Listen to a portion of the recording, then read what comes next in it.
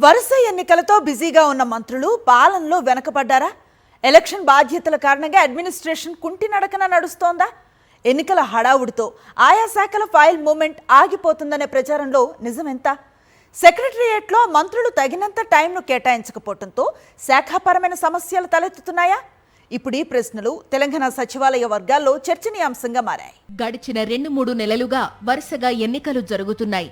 Jubilee Hills assembly సీటుకు జరిగిన ఉప ఎన్నిక హడావుడి తర్వాత గ్రామ పంచాయతీ ఎన్నికలు 3 దశల్లో జరిగాయి. అవి పూర్తయ్యాయి అనుకునే లోపే ఇప్పుడు మున్సిపల్ ఎన్నికల సందడి మొదలవుతోంది. ఎన్నిక ఏదైనా సరే ముందుగా మంత్రులకు మాత్రం తిప్పలు తప్పడం లేదు. కారణం ఆయా ఎన్నికల్లో గెలుపు బాధ్యతలను మంత్రులకు అప్పగిస్తోంది అధికార కాంగ్రెస్ పార్టీ. దీంతో మంత్రులు రాజకీయంగా బిజీగా ఉంటూ అడ్మినిస్ట్రేషన్ పై పట్టు సాధించలేకపోతున్నారని సచివాలయ వర్గాల్లో చర్చ జరుగుతోంది.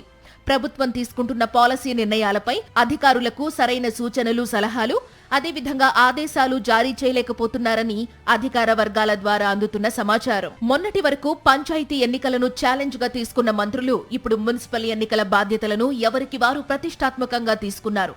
రాష్ట్ర వ్యాప్తంగా 14 పార్లమెంటు నియోజకవర్గాలకు మంత్రులు ఇన్ఛార్జీలుగా వ్యవహరిస్తున్నారు. మంత్రులంతా వరుసగా ఎన్నికల్లో బిజీగా ఉండడం, డిపార్ట్మెంట్ల వారీగా సమీక్షలు చేయకపోవడం వల్ల ప్రభుత్వం తీసుకునే నిర్ణయాలు వివాదాస్పదంగా మారుతున్నాయి. సీతక్క మంత్రిగా ఉన్న చైల్డ్ వెల్ఫేర్ శాఖలో కోడిగుడ్ల వ్యవహారం, జూపల్లి కృష్ణారావు మంత్రిగా ఉన్న ఎక్సైజ్ శాఖలో హోలోగ్రామ్ వ్యవహారం, కొండా సురేఖ మంత్రిగా ఉన్న దేవాదాయ శాఖకు సంబంధించి మేడారం ఏర్పాట్ల విషయం, పొంగులేటి శ్రీనివాసరెడ్డి మంత్రిగా ఉన్న రెవెన్యూ శాఖలో భూభారతి సమస్యలు, ఇలా వరుస వివాదాలు తెరమీదకు వచ్చాయి.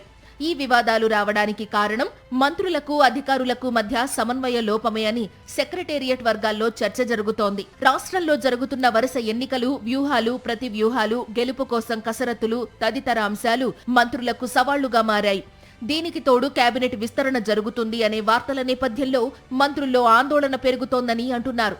ఇలాంటి పలు అంశాల నేపథ్యంలో పలువురు మంత్రులకు అడ్మినిస్ట్రేషన్ పై పట్టు రాకపోవడం, ఆయా శాఖల్లో నిత్యం సమస్యలు ఉండడం వల్ల వారు సతమతమవుతున్నారట. త్వరలోనే మున్సిపల్ పోరు ఉండడంతో అది ముగిసే సమయానికి రాష్ట్రంలో అడ్మినిస్ట్రేషన్ మరింతగా బలహీనపడే అవకాశాలు మెండుగా ఉన్నాయని అధికారులతో పాటు రాజకీయ విశ్లేషకులు భావిస్తున్నారు.